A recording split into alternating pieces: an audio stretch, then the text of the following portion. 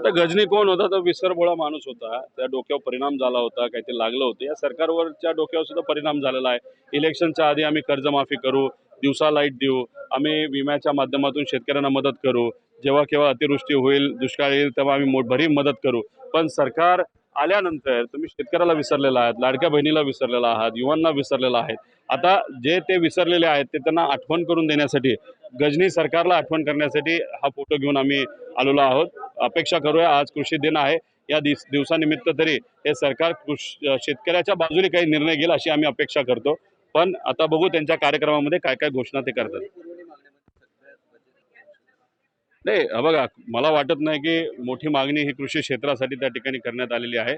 त्या बाबतीत आपण जर खोलात जाऊन बघितलं तर कदाचित याला आपल्या शक्ती मार्गाला मोठ्या प्रमाणात निधी देण्याचा काही तो विषय त्यांनी घेतलेला आहे.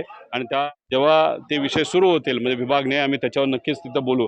पण ज्या पद्धतीने मदत ही शेतकरी, कष्टकरी, महिला, युवा आणि त्या विविध विभाग, आदिवासी, SC या सगळ्या विभागाला आणि तिथं सर्व लोकांना जी मदत मिळायला पाहिजे ती मात्र सरकारकडनं पैशाअभावी तिथं मिळत नाही. पण सरकार थांबतच नाही. 9.5 लाख कोटीवर आता लोन हे कर्ज सरकारचं त्या ठिकाणी गेलेलं आहे. आणि सर्व रेकॉर्ड हे पुरवणी मागण्यांचे हे सरकार तोडत चाललेलं आहे. म्हणजे अतिशय दुर्दैवी गोष्ट आहे. हे जे काय बॅलन्स शीट आहे ते बॅलन्स शीट सरकारचं अतिशय वाईट परिस्थितीमध्ये आज आहे.